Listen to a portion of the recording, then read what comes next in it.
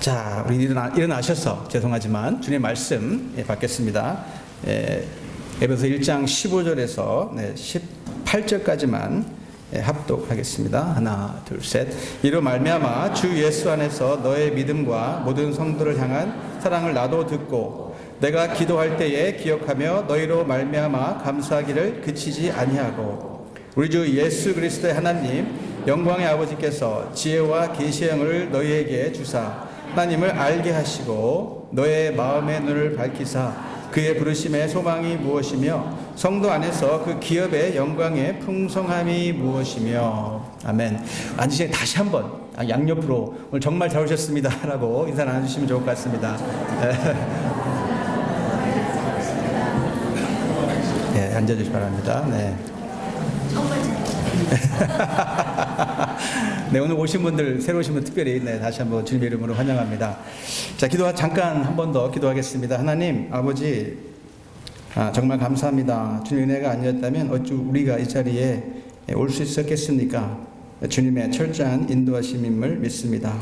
주님께서 불러주셨으니까 이 시간 만나주시고 우리 마음 가운데 다시 한번 주님 사랑을 새기게 도와주시고 또 주님의 말씀을 인해서 우리가 또 이 시간 위로받기 원하고 새로운 힘을 갖고 또 소망 가운데 살아갈 수 있는 우리가 모두가 되기를 간절히 기도합니다. 하나님 아버지, 들을 게 있는 귀를 허락하여 주시고 또 감동되게 도와주시고 또 들은 만큼 살아갈 수 있는 능력도 주님께서 허락하여 주시옵소서. 또 영광을 주님께 올려드리며 예수 이름으로 기도했습니다. 아멘. 제가 예수 믿은 후에 가장 듣는 말들 중에 하나가 뭐냐면 정말 행복해 보이시네요 라는 말을 제가 많이 듣습니다. 예수 믿기 전에는 그런 소리를 거의 못 들었거든요. 예수 믿은 전과 후가 너무 다른 거예요. 티가 난다는 이야기죠. 그래서 예수 믿은 후부터 정말, 물론 목사님 되고 난 다음부터 더 그렇겠지만 정말 행복해 보세요. 전 정말 행복한 사람입니다. 왜냐하면 주님의 축복을 받고 살아가기 때문에 너무 행복해요. 누리며 살아간다는 이야기입니다. 우리가 받은 구원의 기쁨을 알고 있는 것뿐만 아니라 누려야 된다는 이야기예요. 주님 허락하신 놀라운 축복이 많은데 우리가 머리로 알고 있는 것뿐만 아니라 누릴 때에 여러분 인생이 굉장히 진지해지고 굉장히 값지고요. 굉장히 더 행복해집니다. 주님 허락하시는 축복이에요. 바로 주님께서 바로 오늘 여러분들 불러주신 것도 주님이시니까 이런 축복을 여러분들과 함께 누리길 바랍니다. 바로 에베소 말씀이 그래서 놀라웠다는 이야기죠. 에베소 말씀대로 우리가 큰 그림을 보자고 말씀드렸어요. 특별히 에베소 말씀 가운데 하늘이라는 단어가 여러 번 나옵니다. 일부러 그런 거예요. 우리가 높은 데서 바라보면 다 밑에가 보이듯이 우리 인생이 어떤 때 잘 안 보이거든요. 밑에 있으면. 근데 조금만 관점을 넓혀서 인생을 바라본다면 큰 그림이 보이기 시작합니다. 그럼 아웅다웅 살 필요가 없어요. 큰 그림이 보여진다면 놀라운 축복 가운데 기쁨 가운데 행복하게 살아갈 수 있는 것이 인생입니다. 주님께 그것을 여러분들에게 주시길 원해요. 왜냐하면 주님 우리를 너무너무 사랑하시기 때문에. 자, 그것이 바로 우리가 지난주에 말씀드린 특권이라고 특권, 누려야 되는 특권. 지난주에는 우리가 성령님이 함께 하신다. 예수 믿는 분들의 특징은, 예수 믿는 분들의 특권은 뭐니 해도 주님의 영이 함께 한다 라고 말씀드렸고요. 오늘 또 다른 특권이 나옵니다. 어떤 특권일까 보니까 기도할 수 있는 특권, 그리고 기도 응답을 받을 수 있는 특권이 주어졌어요.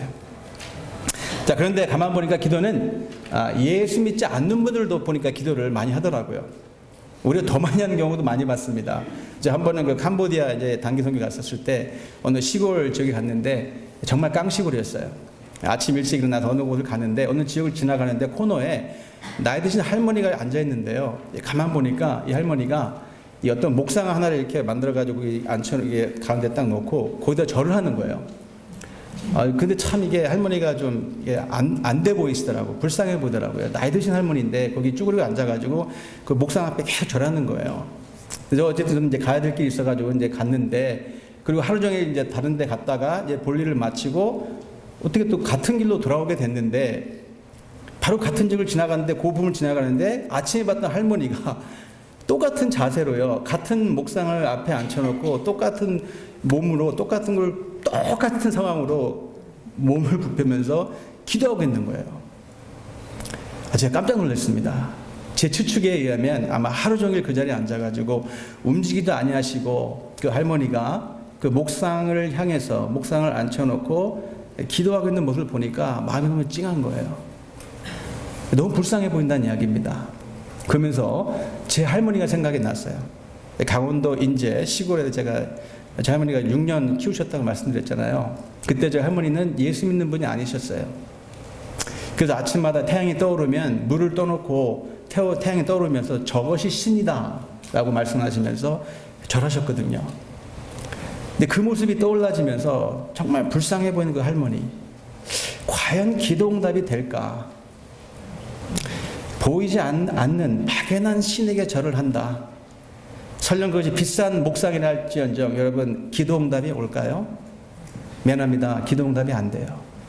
하나님 외에는 다른 신이 없다고 하나님께서 말씀하셨기 때문에 하나님 외에 다른 신에게 절을 한들 아무리 인격이 훌륭해서 하루 종일 목탁을 들린들 내가 아무리 훌륭해서 목상을 깎아놓고 그 앞에 절을 한들 하나님 외에 다른 신에게 내가 기도한다. 미안합니다. 기도 응답이 올 수가 없어요. 그것은 미안합니다. 그건 무지함입니다. 하나님께 기도할 수 있는 것은 바로 예수 믿는 분들의 특권입니다. 그리고 응답받는 것도 특권이에요. 자, 그럼에도 불구하고 예수 믿는 분들 치고도 많은 경우에 기도 응답을 못 받는 경우도 있어요. 많은 경우는 또 받는 분도 많이 있습니다. 지난번에 제가 목장 방문했을 때 어떤 분이 목사님 제가 이제까지 보니까 기도 응답이 엄청나게 됐어요. 그러니까 예수 믿지 않는 분들이 목장에 와서 놀라는 게 두 가지예요. 하나는 너무 사랑이 많은 거예요. 이 목장에 왔는데 섬겨주시거든요. 우리 성도님들이. 이런 사랑을 어디 가서 찾을 수 있을까? 그래서 이 목장 안에 존재하는 사랑이에요. 깜짝 놀랍니다. 예수 안 믿는 분들이 왔다가 이렇게 나를 생각해 주는 건가? 그와 못지않은 게 충격이 뭐냐면 기도 응답이 돼요. 참 신기합니다. 기가 막히게 돼요. 그러니까 믿지 않는 분들이 왔다가 야 이거 정말 신기하다. 이게 가능한 거네. 그런 역사들이요 목장 가운데 있다는 이야기입니다. 교회 가운데 있다는 얘기예요. 자, 그럼에도 불구하고 어떤 경우는 기도 응답을 못 받을 때가 있어요. 네, 기도 응답이 안 올 때가 있습니다. 혹시 그렇게 만약에 생각이 든다. 나는 왜 기도 응답이 잘 안 되지? 나 예수 믿는 것 같은데 왜 기도 응답이 잘 안 되지? 라고 그런 분이 계시다면 오늘 해답이 있습니다. 오늘 잘 오셨어요. 하여튼 잘 오신 겁니다. 그래서 주님께서 말씀을 통해서 우리가 왜 기도 응답을 받지 못하는 걸까? 만약에 받지 못한다면 혹시 내가 잘못된 기도를 올려드리는 게 아닌가? 잘못된 걸 내가 주님 앞에 올려드리는 게 아닌가라는 것을 살펴보시기 바랍니다. 오늘 말씀 가운데 분명히 주님께서 답을 주실 거예요. 놀라운 기도가 무엇인지, 정말 기도를 어떻게 올려드려야 되는 것인지, 하나님께 들으시는 기도가 무엇인지 그걸 아셔서 특권을 누리시기를 바랍니다. 그리할 때 우리가 더욱더 교회다운 교회, 성도다운 성도가 되는 겁니다. 아멘. 자, 우리 교회 구호를 외치겠습니다. 한번 오늘 지시고 따라해 보세요. 교회다운 교회, 목장다운 목장, 성도다운 성도, 기도의 특권을 체험하자, 누리자. 아멘. 아멘입니다. 여러분, 기도는 생명이에요. 기도는 호흡입니다. 하나님께서 우리 기도를 들으신다는 이야기예요. 자, 그것을 누가 알았을까? 오늘 본문에 나와 있는 사도 바울이 알고 있어요. 사도 바울이 기도합니다. 오늘 읽으신 본문의 내용은 사도 바울이 기도의 내용이에요. 누구를 위해 기도합니까? 자기를 위해 기도하는 게 아니고 다른 사람들을 위해 기도해줘요. 에베소에 있는 교인들을 위해 기도합니다. 근데 지금 기도하는 곳이 어디냐면 감옥이라고 말씀드렸어요. 제가 만약에 그 자리에 있다 그러면 내 코가 석자입니다. 내 거 기도하기 바쁠 거예요. 그런데 남을 위해 기도합니다. 놀라운 기도예요. 이거는 이기적인 기도가 아니고 이타적인 기도입니다. 남을 먼저 생각해 주는 기도. 또 정말 그렇지 않습니까? 지금 나 살려달라, 나 좀 도와주세요 라는 기도가 먼저 나와야 되는데 그게 아니고 오늘 기도 내용을 보니까 그런 내용은 별로 없고요. 전혀 없고 오히려 다른 사람들을 위해서 자기가 너무 사랑하는 성도를 위해서 기도하는 그분의 모습을 볼 때 이것은 대단한 거다. 그뿐만 아니라 기도 내용이 놀랍습니다. 이러니까 하나님께 기도 응답을 해주시는 거지 라는 생각이 들어요. 어떤 기도 올려드렸길래, 사도 바울이 어떻게 기도했길래 하나님께서 그 기도에 응답을 하셨을까? 우리가 어떤 기도를 주님 앞에 올려드려야 되는 걸까? 두 가지를 배우기 원합니다. 하나는 우리 기도할 때 무엇보다도 하나님을 알도록 기도해야 됩니다. 하나님을 알도록 기도해야 된다. 17절 말씀인데 다시 한번 읽어드리겠습니다. 우리 주 예수 그리스도의 하나님 영광의 아버지께서 지혜와 계시의 영을 너에게 주사 하나님을 알게 하시고, 바울의 기도는 다른 게 아니고요.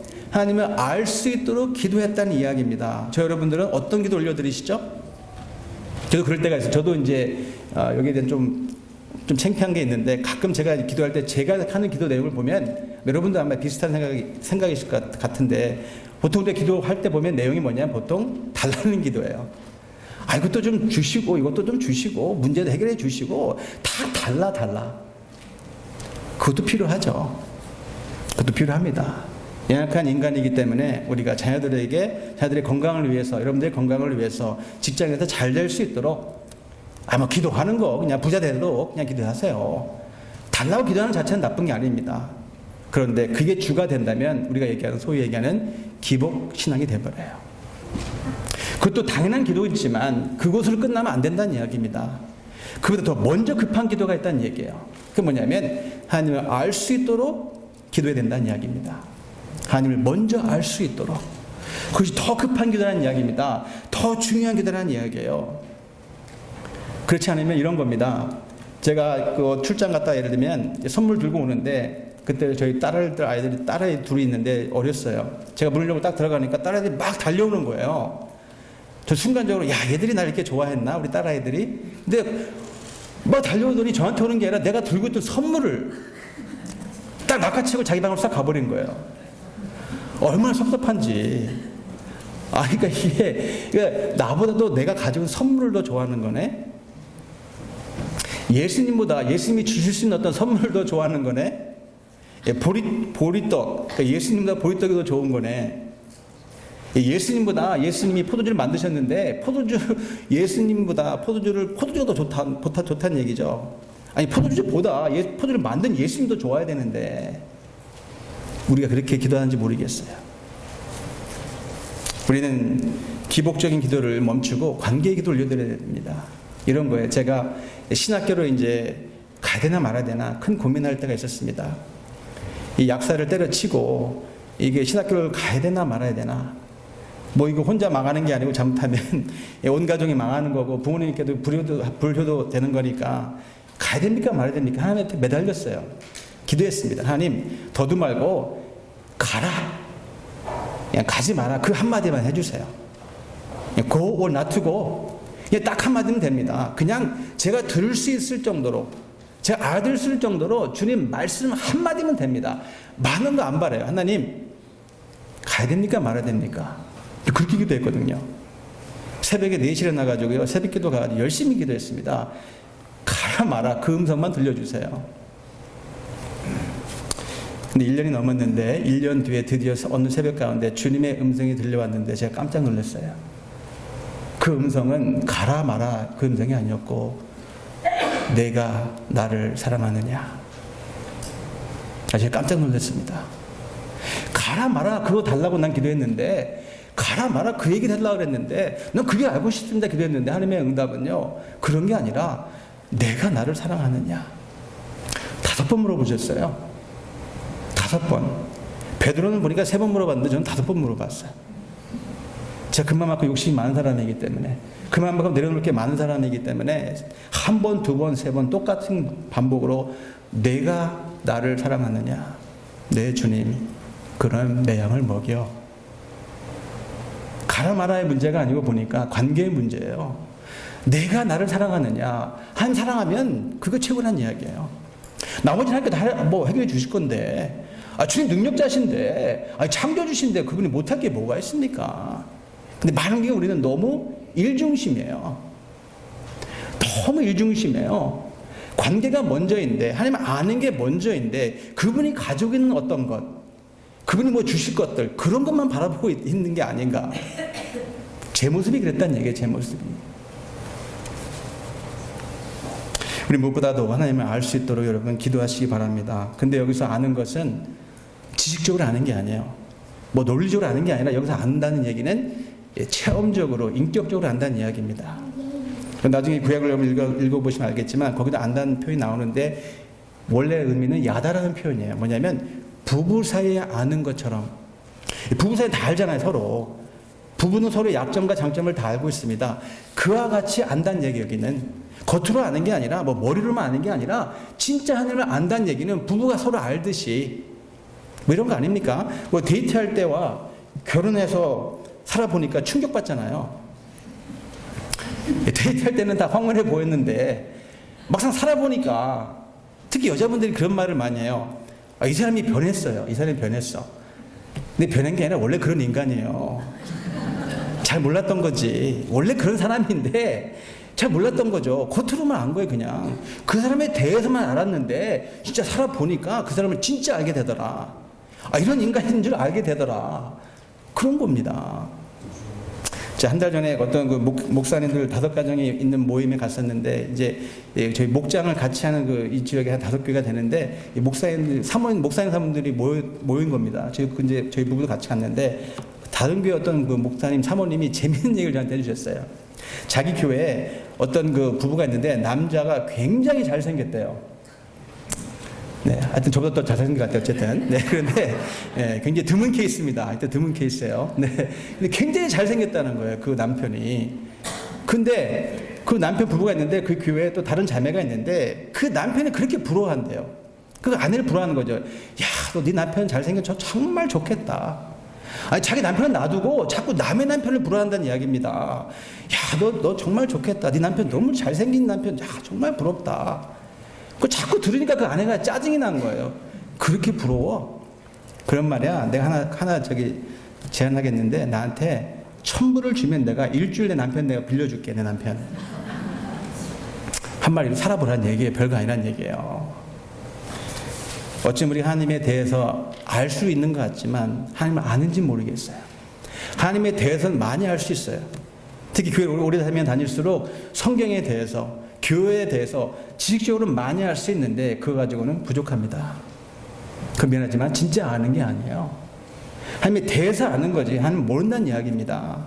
마치 바리새인들처럼, 성경에 나오는 바리새인들처럼 종교적으로 볼 때 훌륭했습니다. 성경 지식 빠삭했어요. 많이 알고 있습니다. 근데 예수님을 가장 괴롭혔잖아요.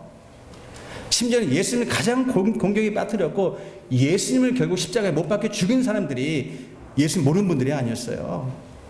소위 얘기하는 교회 오래 다니신 분들, 종교인들이 했다는 이야기입니다. 교회 오래 다녔는데 예수를 만난 적이 한 번도 없어요. 지식적으로는 많이 알고 있는데, 종교적으로는 많이 알고 있는데 예수님을 모른다는 이야기입니다. 그러니까 예수님 마음이 얼마나 아프셨겠어요. 그러니까 맨날 예수님을 부딪혔잖아요. 다른 분들이 아니었다니까요. 그 당시에 누가 봐도 야, 훌륭하게 보이는 사람들, 거룩해 보이는 사람들, 교회 안에 있는, 미안하지만 그렇지만 예수를 만나지 못한 분들, 이분들이 제일 무서운 분들이에요. 오늘 세상의 비극은 여기에 있는 겁니다. 뭐 물질이 부족해서 그게 비극이 아니에요. 미국에 살면 여러분 풍요로운 나라 아니겠습니까? 뭐 지식이 부족해서 그게 아닙니다. 오늘날의 가장 큰 비극은 예수님 모르는 거예요. 하나님 모른다는 게 가장 큰 비극입니다. 여러분 잘 보세요. 여러분 지식이 지금요 홍수의 시대, 홍수. 요즘 구글 한번 딱 쳐보세요. 다 들어있습니다. 지식. 과학 너무너무 발달되어 있죠. 요즘요 AI 시대가 돼버려가지고요 우리가 충격을 받을 정도로 하루하루가 달라집니다. 앞으로 어떻게 바뀔지 정말 무시무시한 세계가 다가오는 거예요. 그럼에도 불구하고 가장 큰 비극은, 이 놀라운 시대에 살아가고 있지만 가장 큰 비극 중의 비극은 하나님 모른다는 얘기예요. 관심도 없어요. 다들 세상 돌아가는 것에 빠져있기 때문에. 그리고 믿는다는 분들도 죄송하지만 너무 기복적으로 믿는다는 얘기예요. 하나님을 수단으로 삼다는 이야기입니다. 하나님 목적에 대한 어떤 하나님을 이용해 먹으려는, 어찌 보면 무슨 신화에 나오는 어떤 주인공처럼, 그 신화에 나오는 어떤 그런 신처럼 여긴다는 얘기입니다. 비인격적인 하나님, 이런 그런 하나님이 아니에요. 하나님은 그런 정도의 하나님이 아니라는 이야기입니다. 우리 하나님을 그러면 알아야 되는데 어떤 하나님일까? 하나님을 알아야 되는데 어떤 하나님을 알라는 이야기입니까? 어떻게 하나님을 알 수 있을까요, 여러분? 오늘 답이 나와 있어요. 17절 다시 한번 보시면, 우리 예수 그리스도 하나님, 영광의 아버지께서 지혜와 계시의 영을 너희에게 주사 하나님을 알게 하시고, 하나님을 알 수 있는 방법이 여기 보니까 나와 있습니다. 예수님을 알면 하나님을 아는 거예요. 보이지 않는 아버지 하나님을 보여주신 분이 아들 예수님이기 때문에, 아버지 하나님은 영이시기 때문에 안 보입니다. 하나님은 영이라서 안 보이세요. 눈에 안 보입니다. 그러니까 그분을 모를 수밖에 없어요. 우리 그럼 망한 거예요. 그렇게 되면 안 되니까 하나님께서 당신의 마음을 보여주신 분이 바로 그분의 아들 예수님이에요. 그러니까 내가 하나님을 안다는 얘기는 예수님을 안다는 얘기예요. 그 말 뒤집어 보면 예수님을 모르면 하나님 모른다는 이야기입니다. 그러니까 내가 하나님을 믿는다 그러면 미안합니다. 50점밖에 안 돼요. 정확한 답은 예수를 믿는다는 얘기가 정확한 답이에요. 왜냐하면 알라도 다 하나님이라고 그럽니다. 나가보세요. 힌두도 다 하나님 믿는다 그래요. 다 하나님이라고 그래. 다 하나님. 그분이 누구일까? 알고 봤더니 그분이 예수님이더라. 그러니까 예수님 제자 중에 한 분이 빌립이라는 제자가요, 예수님한테 맨날 졸라댔어요. 아니 하나님 좀 보여달라니까. 하나님 보여주면 내가 믿겠습니다. 빌립이라는 사람이 그렇게 물어봤어요, 예수님한테. 그러니까 예수님 뭐라고 그랬습니까? 요한복음 14장 9절에 나와 있잖아요. 이렇게 이르시되 빌립아, 내가 이렇게 오래 너와 함께 있었는데 왜 내가 나를 자꾸 졸라대냐? 왜 자꾸 하나님 보여달라고 얘기하는 거야? 나를 본 자는 하나님을 본 거다. 결국 예수님이 하나님이라는 얘기예요. 그분의 아들이니까. 막연하고 추상적인 하나님이 아니라, 말씀대로 비인격적인 하나님이 아니라, 무슨 신화에나 어떤 동화책에 나오는 그런 정도의 하나님이 아니라 우리가 알 수 있는 하나님이에요. 느낄 수 있고 경험할 수 있는 하나님, 바로 예수님이라는 이야기입니다. 그러니까 예수님을 바라보면 하나님이 보여져야 된다는 이야기예요. 예수님의 성품을 보면 하나님이 이런 분이로구나. 예수님 생일을 따라가다 보면 하나님이 이런 분이네. 여러분, 예수님이 어떤 분이에요? 사랑의 예수님이잖아요. 과부들과 함께 했습니다. 고아들과 함께 했어요. 어려운 분들과 함께 했습니다. 소외된 분들 일부러 차단했잖아요. 사랑하시니까, 한 영혼을 너무 사랑하시니까, 한 영혼이 너무 귀하니까, 여기 앉아있는 모든 분들이 귀하니까 한 사람 한 사람 만나주시는 예수님, 심지어는 원수까지 사랑하시는 예수님, 그게 어떻게 할 수 있을까? 십자가에서 여러분 예수님 뭐라고 기도합니까? 뭐라고 절규하십니까? 하나님 아버지, 저들이 하는 짓은 자기들은 모릅니다. 저들을 용서해 주세요. 그들이 누굽니까? 지금 예수님께 침뱉고 있는 사람들이에요. 예수님을 잡아 죽이고 있는 사람들입니다. 예수님을 못 받고 있는 사람들인데, 예수님의 기도는 저들은 자기들이 한 짓을 모릅니다. 저들을 용서해 주세요. 원수 사랑하시는 분이에요. 원수까지도. 우리가 믿는 예수님은, 하나님은 그런 분이라는 이야기죠. 그렇기 때문에 사단의 전략은 뭘까? 사탄의 전략은 딱 한 가지입니다. 예수 못 믿게 하는 거니까. 어떻게든 간에 예수 못 믿게. 그 사탄의 방해입니다. 그 예수 믿는 걸 어렵게 만들어요. 교회 못 오게 만들어요. 제가 한 번은요, 아까 말씀드린 캄보디아에 갔다 그랬잖아요. 캄보디아. 정말 깡식을 했는데 비가 엄청나게 내려가지고요, 나오는데 나올 수가 없는 거예요. 길이 막혀가지고. 어쩔 수 없이요, 그 트럭 아이템 그 렌트해가지고 4x4 이게 바퀴 이만한 게 쑥쑥 빠져요. 완전히 그냥 한국에 뭐 50년, 60년 될라나? 정말 못 살아요. 하여튼 간에. 어쨌든. 근데 그 길 나오는데, 차를 타고 나오는데요. 한 말씀드린 것 같은데, 이게 네 자리 그러니까 추락이 좀 컸습니다. 그러니까 여기 운전사, 선교사님 저 한 자리가 배였는데, 이게 타고 가는데, 옆에 어떤 여학생이, 아니 그 시골에서 아무도 없는데, 여자 학생 하나가요, 그 배낭을 메고 걸어가는 거예요. 그 진흙덩이를 제가 너무 놀란 거예요. 그 차를 세우고요, 일단 타라 그랬어요. 라이드 줄게. 근데 또 타더라고요. 근데 가만 보니까 19살짜리인데 이스라엘에서 혼자 배낭여행 온 거예요. 그 시골에 무서운 곳에. 겁도 없어요, 여자아이가. 그래가지고 앉아가지고 얘기하다 보니까, 어쨌든 간 얘기하다 보면 꼭 나오는 것이 뭐냐면, 종교 얘기가 나올 수밖에 없어요. 물어봤더니 자기 유대인이래요. 잘됐다. 그래서 제가 하여튼 목사니까 쭉 설명하면서 마지막에 제가 딱 성경을 피고, 예수님이 말이야. 예수님 딱 얘기하니까 갑자기 얘가 착하게 보였던 여자애가요, 돌변하면서 갑자기 제 성경을 뺐더니 이걸 찢어버리려고 그래, 막 그냥. 제가 깜짝 놀라가지고 확 뺏었어요. 얘가 미쳤나? 갑자기 왜? 자기한테 예수 얘기하지 말라는 얘기입니다. 막 화를 내는 거예요. 딴 얘기할 때는 멀쩡했는데 예수 얘기 나오니까 막 분노하면서 막 화를 막 내더라. 예수님 너무 싫다는 얘기죠. 그러니까 하나님을 못 믿는 거예요. 그것뿐만 아니라 말씀인 대로 예수님 못 믿게 뿐만 아니라 교회 왔는데도 예수님을 잘못된 예수를 믿게 한다는 건 더 큰 문제라는 이야기죠. 기복적인 예수님, 이 땅에 살아가면서 잘 살게 해주는 정도의 신, 그런 예수님이 아니에요. 그건 너무 기초적인 거죠. 육신적인 예수님이 아니라 예수님은 영원한 하나님이세요. 우리가 움켜쥐지 못하는 어떤 것들을 위해서 오신 분이 아니라 영원한 것을 위해서 주시는 신령한 복을 주시는 분. 제가 이제 말씀드린 대로 하늘의 복을 주시게 오신 분, 째째하게 뭐 왔다 갔다 하는 분도 아니고 뭐 있다가 없어지는 것 주시는 분도 아니고요. 영원한 것, 변치 않는 것, 썩지 않는 것 주시기 위해 오신 분, 바로 구원 아닙니까? 구원. 그 예수님을 잘못 믿게 한다는 이야기죠. 근데 우리는 예수님을 알아야 됩니다. 또 하나 보니까 성령 하나님을 우리가 알아야 돼요. 10절 보시면 다시 한번 우리 주 예수 그리스도 하나님 영광의 아버지께서 지혜와 계시의 영을 너희에게 주사 하나님을 알게 하시고, 예수 하나님을 안다는 얘기는 예수를 안다는 것과 또 한 가지로 성령님을 안다는 얘기예요. 오늘 지난주에도 말씀드렸지만 여기 보면 지혜와 계시의 영은 하나님의 영인데, 예수님의 영인데 바로 성령 하나님이라고 말씀드렸어요. 그러니까 성령님이 내 마음 가운데 오시지 않으면 예수님 못 믿어요. 절대 못 믿습니다.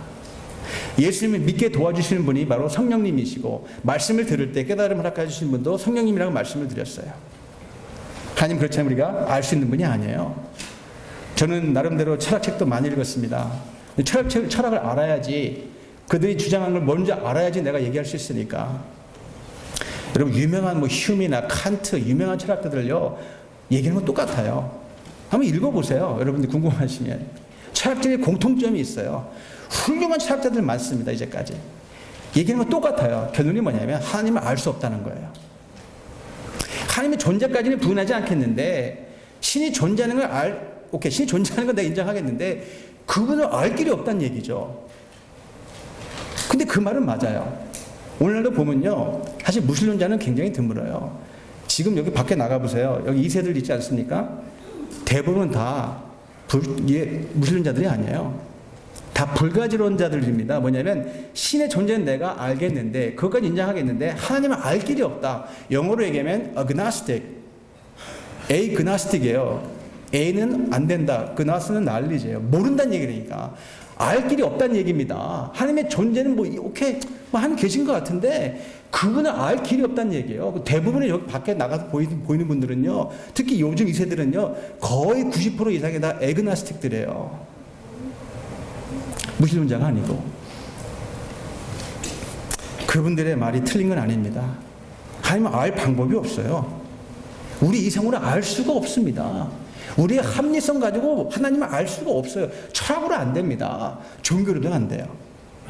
죽었다 깨어나도 안 됩니다. 하나님 먼저 보여주셔야 돼요, 우리에게. 주님이 먼저 오셔야 돼요, 나에게. 그분이 바로 당신의 영, 하나님의 영, 성령님이에요. 성령님이 나에게 임하지 않으면 말씀을 들어도 미안합니다. 깨달을 수가 없어요. 전에 말씀드린 대로 구원의 3박자, 말씀을 듣게 하시는 분, 말씀 깨닫게 허락하시는 분, 그리고 말씀대로 살아가게 허락하시는 분이 바로 성령님이라고 했어요. 성령님 나에게 임해야 됩니다. 그러니까 은혜죠. 그래, 예수 믿는 분들은 그렇게 돼. 눈물이 많은 거예요. 너무 기쁘니까, 너무 감사하니까, 너무 은혜니까. 내 하나님을 찾을 수 없는데 하나님 나를 먼저 찾아주신 거니까. 나같이 불쌍한 인생인데, 나같이 연약한 인생인데, 이대로 가면 지옥 갈 수밖에 없는 인생인데, 그렇게 되면 안 되니까. 그러니까 먼저 나를 찾아오신 분이 바로 예수님이고, 그분의 영이 바로 성령님이세요. 그러니까 감사한 거예요. 그러니까 행복한 거예요. 예수 믿는다는 것이. 근데 오늘 말씀 보니까, 오늘 본문에 나와 있는 사도 바울이 기도하는 분들 보니까 이미 예수님 아는 분들이에요. 성도들이 보니까, 안 믿는 분들이 오늘 기도하는 게 아니고 보니까, 오늘 본문의 내용 보니까 에베소에 있는 교회 성도들입니다. 그럼 뭐 이렇게 하나님 알라고 얘기를 할까? 하나님 안다는 얘기는 한 번의 사건이 아니란 얘기예요. 처음에 하나님을 알아야 되지만 그 다음부터 계속 알아가야 된다는 이야기예요. 성령의 인치심 분명히 한 번이지만 성령 충만은 반복적인 사건이란 이야기입니다. 부부 관계도 여러분 알아가면 알아갈수록 사랑이 더 커지듯이, 인간 관계도 한 번 아는 것으로 끝나는 것이 아니라 계속 알아가면 알아갈수록 그 관계가 깊어지듯이, 하나님 한 번 아는 것뿐만 아니라 하나님을 알아가는 만큼 여러분 행복하다는 이야기예요. 그것 때문에 오늘 사도 바울이 여러분들 하나님을 알도록 기도하세요. 하나님 근데 보니까 예수님이 하나님이시고 성령 하나님이시더라. 때문에 성령님은 말씀대로 말씀의 영이라고 말씀드렸어요. 진리의 영이니까. 그러니까 성령님은 너무 막연하잖아요. 그분이 누구야? 성령님 말씀대로 이 말씀의 영이니까 말씀을 통해서 역사하시는 분이에요. 그러니까 성령님 만나려면 말씀을 자꾸 들으시고 자꾸 말씀을 읽으시면 됩니다. 그 하나님께서 이 말씀을 통해서 당신을 보여주신다는 이야기죠. 그분이 성령님이에요. 제가 요즘 감사한 게 저희 교회에 이 통독의 바람이 불었습니다. 그래가지고 지난번에 어떤 목장 갔는데 이제 막 서로 막 성경 읽기가 지금 서로 선의 경쟁이 붙은 거예요. 작년 한 해 작년 한 해에 30여 명의 분이 이 성경 일독을 하셨어요. 근데 올해 말에 보니까 제가 보기엔 한 100여 명이 되지 않을까. 제가 지금 행복한 고민이에요, 지금. 작년에 저희가 한 분씩 20불짜리 스타벅스 드렸잖아요. 그럼 100여 명이면 얼마예요, 그게? 제가 지금 이 돈 걱정할 정도로 지금 그런 행복한 고민에 빠져 있어요. 야, 이거 100명 정도 잃을 텐데. 근데 더 기가 막힌 게, 지난번에 제가 목장 갔는데, 어떤 분이 이렇게 서제스트 하는 거예요, 목사님. 기왕 주시는 거 스타벅스 카드. 만약에 목장이 다 있는다 그러면 5불 더 주세요. 그러면 20불 말고 25불 주세요, 25불. 그러니까 우리 목은 다 읽을 테니까, 100% 다 읽으면은 25불 주세요. 제가 목사의 권한으로 그렇게 한다고 얘기했어요. 그리고 혹시 25불 스타벅스 카드가 필요했으면 저한테 주시면 제가 사용하겠습니다. 저 스타벅스 카드 커피 좋아하거든요.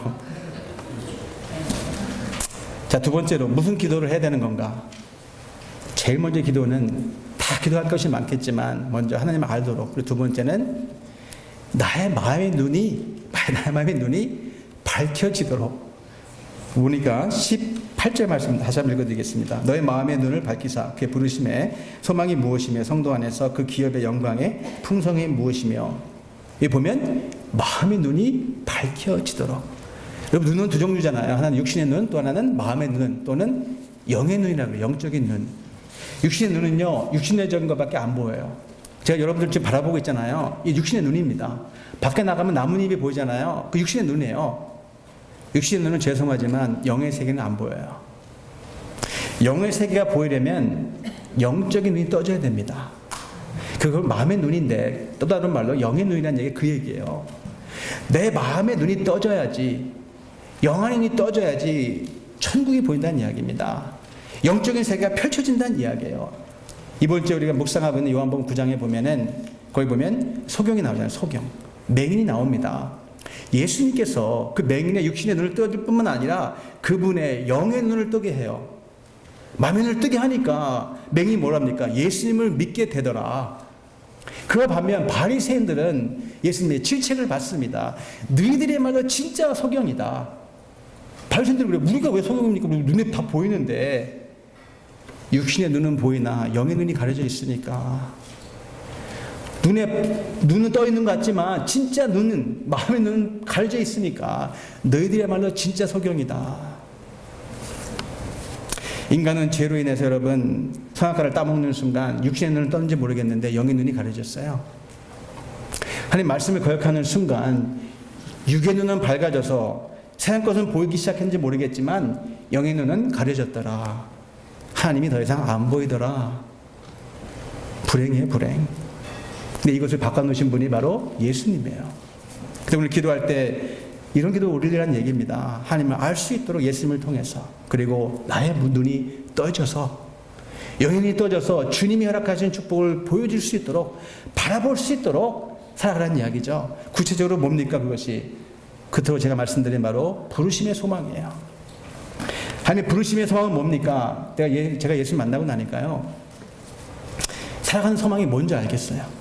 한마디로 말씀드리면, 인생이 이런 거로구나. 제가 예수님 만나고 나니까 전엔 몰랐어요. 한참 헤맸습니다. 정말 불행한 삶이었어요.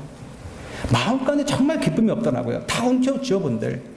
저 가진 거 다 가져본 사람이거든요. 근데 마음가운데 기쁨이 없어요. 근데 나중에 알았다는 얘기죠. 예수님 만나고 나니까, 이래서 불행했구나.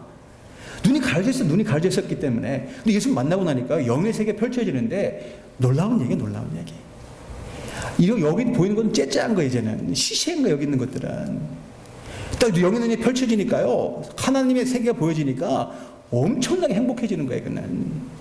소망까지 살아가게 되더라. 여러분들 가지고 계신 이 찬송가 안에 보면요, 크로스비라는 분이, 페니 크로스비. 이분이 8개월 때 눈을 실명이 됩니다. 장님이 돼버려요. 여러분, 가장 힘든 게 장님이에요. 여러분 눈만 요만큼 감아보세요. 갑갑하잖아요. 근데 평생 눈이 안 보인다. 이거 상상할 수 없다는 얘기입니다. 얼마나 괴롭겠어요. 그 인생이. 가장 불행한 인생이 되었는데 이 사람이 나중에 예수님 만나게 돼요. 예수님 만나게 되니까 영의 눈이 떠진 거예요. 장님인데 영의 눈이 떠지니까 이게 보여지는 거예요. 주님의 세계가. 그러면서 너무 감사하니까 찬송가를 이제 작사하기 시작해가지고 9,000곡이 넘는 곡을 썼어요. 이분이. 페니 크롤스비. 여러분 찬양 우리가 받는 찬양 올려드린 찬양 가운데 제가 많은 은혜 받는 찬양을 가만 보면 페니 크롤스비예요. 이분입니다. 바로. 그렇다는 얘기예요. 산소망입니다. 이건 차원이 다른 소망이에요. 세상에 줄 수 있는 소망 그런 수준이 아니고요. 영의 세계가 보여지는 소망이라는 이야기입니다. 언제요? 나의 눈에 떠질 때. 내가 예수를 만나가지고 나의 영의 눈이 떠졌을 때 이런 일들이 생기더라. 또 한 가지 보니까 풍성한 기업이 나의 기업이 돼버려요. 지난주에 제가 말씀드렸어요. 기업은 뭡니까? 기업. 유산이라면 유산. 상속이라고 말씀드렸어요. 제가 지난주에 설교를 끝내고 있는데 평상시보다 많은 분들이 저에게 오셔가지고 목사님 오늘 설교 너무 좋았어요. 평상시보다 많은 분들이 오셔가지고 목사님 오늘 설교 너무 좋았어요. 지난주 설교. 그 제가 집에 가서 곰곰이 생각했어요. 왜 평상시보다 많은 분들이 설교가 좋았다고 얘기를 할까? 제가 답을 얻었어요. 지난주에 제가 기업에 말씀드렸는데 기업 유산을 받는다라고 말씀드렸더니 그게 아마 기분 좋아하셨던 것 같아요. 유산 뭐 상속자 말씀드렸더니 맞아 내가 아마 상속을 받을 거야. 근데 어떤 상속이라고 말씀드렸죠? 신령한 복, 하늘의 복, 썩지 않는 복, 영원한 복이라고 말씀드렸어요. 놀라운 복이라고 말씀드렸습니다. 죽지 않는다고 말씀드렸어요. 여러분 다시 한번 말씀드립니다. 언젠가는 늙고 병들고 죽은 몸을 가지고 살아간다면 행복하면 얼마나 행복하겠어요. 그것이 사실인데 어차피 언젠가는 늙어질 수밖에 없고 병들 수밖에 없고 썩을 수밖에 없는 몸을 가지고 살아가는데 죽을 수밖에 없는 몸을 가지고 살아가는데 여러분 얼마나 행복하면 행복할 것이며 자랑할 수 있으면 얼마나 자랑할 수 있겠습니까? 제가 목사실에도 싫었어요. 어떤 분이 저에게 그 중국이 지금 우한 그쪽에서 지금 코로나 바이러스를 제일 먼저 세상에 알린 의사가 34살에 죽었어요. 리원양이라는 분인데 저도 이분이 자세히 몰랐는데 어떤 한 분이 저에게 카톡을 주셔가지고 어떤 권사님 주셔가지고 제가 저 읽다가 좀 많이 울었어요. 너무 슬픈 거예요. 34살밖에 안 됐는데 앞으로 정말 미래가 밝은 사람인데 너무 아까운 거예요. 그리고 이분이 쓴 글이요 나의 마음을 막 그냥 쥐어뜯는 거예요. 너무 글이 너무 잘 썼어요. 이분이. 물론 코로나 바이러스 죽었다 그러는데 어느 분이 그러더라고요. 사실 2%밖에 안 죽는데요. 그러니까 젊은 사람은 사실 걸려도 전혀 문제가 없대요. 웬만한 사람은 98%는 멀쩡하다는 얘기죠. 걸려도 설령. 근데 이분 34살밖에 안 된 건강한 청년인데 왜 죽었을까? 분명히 끌려가가지고 먼저 얘기했기 때문에 정부에 끌려가가지고 뭐 고문을 당했지 않았나. 지금 그 엄마가요. 지금 울고 난리 났어요. 도대체 내 아들 끌고 가서 뭔 짓을 했냐. 지금 난립니다. 지금 이 엄마가. 뭔가가 있는 것 같아. 근데 어쨌든 이 사람이 죽어가면서 유언적인 글을 남긴 그거를 그 아내가 받아가지고 적어서 이게 쓴 것 같아요. 보니까. 동이 트지만 나는 갑니다. 가야 할 시간 나루토는 아직 어둡고 배웅하는 이 없는 눈가에 눈송이만 떨어집니다. 그립습니다. 눈송이가 눈시울을 적십니다. 저승으로 가는 다리를 건너기 두렵습니다. 고향을 떠올려도 다시는 가족을 만나지 못할 것 같습니다. 삶은 참 좋은데 나는 가야 됩니다. 다시는 가족의 얼굴을 쓰다듬을 수도 없고 아이와 함께 놀 수도 없고 사랑하는 부모님과 함께 벚꽃놀이 갈 수도 없고 아예 태어나지 않은 딸인지 아들인지 모르겠는데 이 아이가 태어나면 아빠를 찾겠죠. 미안하다 아이야. 그런데 제가요 너무 거기에 슬퍼가지고 영웅 울었어요. 얼마나 이게 아쉬웠으면, 얼마나 죽는 것이 안타까웠으면, 얼마나 두려웠으면 이렇게까지 표현했을까.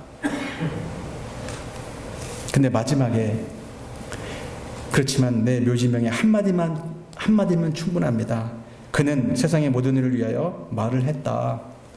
그런데 그 세상을 위한 말을 했는데 그 말이 바로 하나님의 입이었다. 너무 훌륭한 거예요.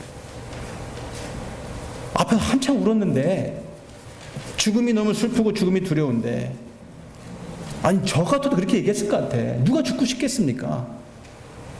그럼에도 불구하고 결론을 보니까 하나님의 입이었다. 나는 당당하다. 감사합니다. 예수 믿는 게 이렇다는 얘기예요, 여러분. 예수 안 믿었으면 이렇게 고백할 수가 없어요. 그냥 불행으로 끝나는 거지.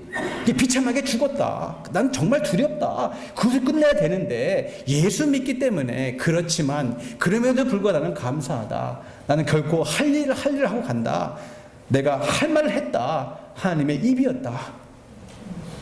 예수 믿는 사람의 이건 특권이에요. 이분은 주님 만난 분이에요. 딱 그런 순간 이분 예수 믿는 사람이네. 아니나 다를까 우한 도시의 그 지하교회 성도라고 얘기하는 거예요. 할렐루야. 여러분, 내가 가장 기뻐할 수 있는 일은 죽음의 문제 해결돼서 기쁜 거예요. 다른 게 다 돼도 여러분, 죽음 때문에 우리가 결코 행복할 수 없다는 얘기입니다. 말을 뒤집어 보면 내가 정말 행복하려면, 내 마음가운데 정말 평화가 있으려면 여러분, 죽음의 문제 해결이 돼야 돼요. 그거 하신 분이 바로 예수님이잖아요. 그리고 예수 믿는 이유가 그 이유에 그러니까. 그럼 말씀 나왔는데 여러분, 바울이 잠깐 동안 천국 보고 갔어요. 나중에 집에 가셔가지고 고린도후서 여러분 12장 한번 찾아보세요. 12장에 보면 셋째 하늘에 갔다 왔다고 얘기해요, 자기가. 잠깐 천국을 보고 온 거예요. 근데 바울이요, 태도가 바뀌어요. 그 전까지는 물론 뭐 어려웠지만 천국 한번 딱 맛을 보고 왔는데 뭐라고 얘기냐면, 더 이상 여기 있기 싫대요. 빨리 천국 가고 싶대요. 천국에 가보니까 죽음도 없더라. 슬픔과 이별도 없더라. 고통도 없더라. 늙는 것도 없더라. 완전히 영원한 몸을 입고 주님과 함께 행복하게 살아가니까. 그래서 지금 맛을 보고 왔는데, 그러니까 갔다 오니까 여기 있던 것들이 시시한 거예요, 이제는. 빨리 가고 싶다는 이야기죠. 그렇지만 이 땅에 내가 할 일이 남아있기 때문에 꾹 참고 있는 거다. 그만큼 놀랐다는 얘기예요, 천국이. 그만큼 저 여러분들이 주신 주님의 복이 놀랍다는 얘기입니다. 천국의 복이 영원한 복이라는 얘기죠. 신령한 몸, 썩지 않는 몸을 받는다. 이게 사실이라면 여러분, 왜 세상에 미련을 두십니까? 이게 정말 사실이라면 여러분, 왜 움켜쥐지도 못할 것을 가지고 여러분 목숨을 겁니까? 한 푼도 가져가지 못한 것 때문에 왜 여러분 거기에 목숨을 겁니까? 왜 두려움과 여러분 근심과 걱정 가운데 살아가십니까? 천국이 나에게 주어졌는데, 영원히 썩지 않는 부활의 몸을 나에게 약속하셨는데, 여러분 왜 아웅다웅 하시면서 물질의 노예가 돼가지고 마치 그것이 다인 양 살아가십니까? 그게 아닌데, 그게 진짜 인생이 아닌데, 진짜 인생은 예수님 만나는 게 진짜 인생이고, 예수님 믿어서 천국의 복락을 누리며 살아가는 것이 정말 기쁘고 행복한 인생인데, 왜 여러분 이걸 바라보지 못하시고 눈에 보이는 게 다인 양 여러분 불행한 가운데 기쁨이 없는 간 살아가십니까? 예수님 만난 것은 그렇기 때문에 마음의 눈이 떠진 것이고 천국이 보여진다는 이야기예요. 그러니까 세상에 대한 미련이 없어요. 세상에 대한 여러분 미련이 없어요, 진짜로. 자, 마음의 눈이 밝아지는 마지막에 그렇기 때문에 하나님의 능력을 경험하게 되기 때문에 우리가 기도해야 된다는 이야기예요. 19절 말씀인데 제가 한번 읽어드리겠습니다. 그의 힘의 위력으로 역사하심을 따라 믿는 우리에게 베푸신 능력의 지극히 크심이 어떤 것을 너희로 알게 하시기를 구하노라. 하나님의 능력을 우리가 경험하기 때문에 우리 눈이 떠지게 기도했다는 얘기예요. 하나님의 능력이 뭘까? 이미 제가 말씀드린 내용이에요. 하나님의 능력은 여러 가지지만 우리에게 모든 걸 주실 수 있는 분이지만 가장 큰 능력은 뭐니 가장 큰 능력은 죽은 자를 살리는 게 가장 큰 능력이에요. 누가 죽은 자를 살릴 수 있겠습니까? 마호메트 못해요. 공자, 맹자 못합니다. 석가모니 못해요. 죽음의 문제는 하나님만이 하실 수 있다는 이야기입니다. 어떻게 죽은 자를 살립니까? 진짜 하나님이죠. 그러니까 그 다음 20절에 보면 그의 능력이 그리스도 안에서 역사하사 죽은 자를 가운데서 다시 살리시고 하늘에서 자기의 오른편에 앉히사, 이게 하나님의 능력이라는 얘기예요. 죽은 자를 살리는 하나님, 우리가 그 하나님 믿는다는 얘기입니다. 놀라운 축복이죠, 여러분. 부활의 신앙의 부활신앙. 말씀을 정리합니다, 여러분. 죽음이 갖는 파괴력은요, 정말 무시무시한 거예요. 죽음 앞에 이르렀을 때, 여러분, 심장이 멎어서, 아니면 기관이 망가져서, 숨이 멈춰서, 그래서 두려운 게 아니에요. 죽음 앞에 섰을 때는 여러분, 모든 것이 멈춥니다. 다 뺏어가요. 완전히 절망 그 자체입니다. 무서운 거예요, 그러니까. 여러분, 이번 주에 제가 요한복음 묵상했다고 했잖아요, 새벽마다. 이 11장에 여러분 나사로가 죽었습니다. 죽었는데 4일 돼가지고 썩어요. 시체가 썩기 시작했습니다. 예수님이 일부러 4일 늦게 나타나셨어요. 나사로 무덤에 닦아 있는데 사람들이 울고 난리 난 거예요. 죽었으니까 사람이 장례식장에 앉아 있는데 식구들이 다 울고 있는 거예요. 근데 예수님이 따라 울어요. 예수님이 같이 우십니다. 근데 영어로 보면은 Jesus wept. 가장 짧은 구절의 성경에서, 성경 이 많은 구절 가운데 가장 짧은 구절이 영어로 보니까 Jesus wept. 예수님이 우시더라. 그러면 나사렛 무덤 앞에서 예수님이 왜 우셨습니까? 에이, 장례식장이니까, 뭐 분위기가 슬프니까, 나사로가 죽었으니까, 4일 돼가지고 이제 썩은 냄새가 나니까, 그 동생들이, 여자 동생들이 따라 우니까, 그 같이 슬퍼서 예수님이 동정심이 나타나가지고, 다들 우니까, 분위기를 보니까, 같이 따라 우는 분위기니까, 그게 아니에요. 지금 예수님 조금 있다가 나사로를 살릴 건데, 뭐, 나사로 일어나라, 나사로 살리잖아요. 죽은 자를. 그렇게 하실 건데, 왜 우십니까, 거기서? 왜 우냐면, 부활의 능력자가 앞에 옆에 있는데, 아니 생명의 주관자가 바로 옆에 있는데, 그분이 예수님이신데, 죽은 자를 살리고 남음 있는 분이 옆에 계신데, 마치 그분이 안 계신 것처럼 살아가니까, 나에게 영생을 주실 분이 바로 앞에 있는데, 죽은 자도 살리시는 능력의 하나님이신데, 창조자 하나님이신데, 그분이 예수님인데, 바로 예수님을 옆에 놔두고 마치 모든 것이 끝난 것처럼 살아가는 분들이 계시니까, 절망 가운데 살아가신 분들이 계시니까 예수님 마음이 너무 아픈 거예요. 내가 옆에 바로 있는데, 내가 하나님인데, 내가 바로 너희들이 찾는 예수님이고 부활의 하나님이신데 믿지 못하고 앉아 있으니까 예수님이 같이 따라오시더라. 너무 슬프니까. 그게 진짜 슬프다는 얘기죠. 그 예수님 한 말씀 하시잖아요. 요한복음 11장 유명한 25, 26절. 예수님이 뭐라고 말씀하십니까? 나는 부활이요 생명이니 무릇 나를 믿는 자는 죽지 않고 살아서 믿는 자는 영원히 죽지 않겠다. 나를 믿는 자는 죽어도 죽지 않는 것이고 살아서 믿는 자는 영원히 산다. 근데 문제는 내가 이것을 믿느냐? 내가 이것을 믿느냐? 지금 부활 이유라고 나와 있어요. 나중에 살아나는 게 아니고, 나중에 천국 가는 게 아니고, 지금이에요, 지금. 지금 부활한 얘기입니다. 예수 믿는 순간 여러분 천국이 나중에 임하는 것이 아니고, 예수 믿는 순간 내 마음 가운데 천국이 임한다는 얘기예요. 그 예수 믿는 순간 그러니까 사람들이 우는 거예요. 감격이 돼서. 예수 믿는 순간 이미 부활이 임한 거기 때문에, 죽지 않는다는 확신이 오기 때문에, 그래서 기쁘다는 얘기예요. 그래서 행복하다는 얘기입니다. 이것을 믿느냐 안 믿느냐. 믿으라는 얘기예요. 그게 부활신앙입니다. 그게 우리 허락하신 최고의 축복이에요. 부디 여러분, 나 자신을 위해서 기도할 것도 많고, 자녀들 위해서 기도할 것도 많고요, 직장 위해서 기도해야 될 것도 많고, 건강 위해서 기도하셔야 되고, 기도할 것 많습니다. 그럼에도 불구하고 여러분, 제일 먼저 하나님을 알 수 있도록 기도하시기 바랍니다. 예수님을 만날 수 있도록 기도하시기 바랍니다. 인격적으로 머리로만 하는 것이 아니라, 내가 정말 부활의 주관자 되시고 생명의 주관자 되신 예수님을 내가 알 수 있도록 성령님이 나와 마음에 오셔서 나의 가려진 눈을 뜨게 만들어 주시고, 그걸 통해서 보이는 것뿐만 아니라 보여지지 않는 세계에 펼쳐질 수 있도록, 바로 천국의 소망을 나중에 있는 것이 아니라 지금 이 순간 내 마음 가운데 있어서 하루 살아가는 가운데 기쁨이 넘쳐 있을 수 있도록, 정말 그 말 그 자체대로 산 소망이 내 마음 가운데 있어서 오늘 하루 살아갈 때에 주님이 동행하심을 내가 느끼고 경험할 수 있도록, 나의 삶 가운데 주님이 주인 되어 주셔서 나의 삶을 인도하실 수 있는 놀라운 축복을 누릴 수 있도록 여러분, 그것에 먼저 기도하시는 여러분들 되셔서 더욱더 행복하시고 더욱더 복된 인생이 되시기를 주님의 이름으로 간절히 축원을 드립니다. 기도하시겠습니다.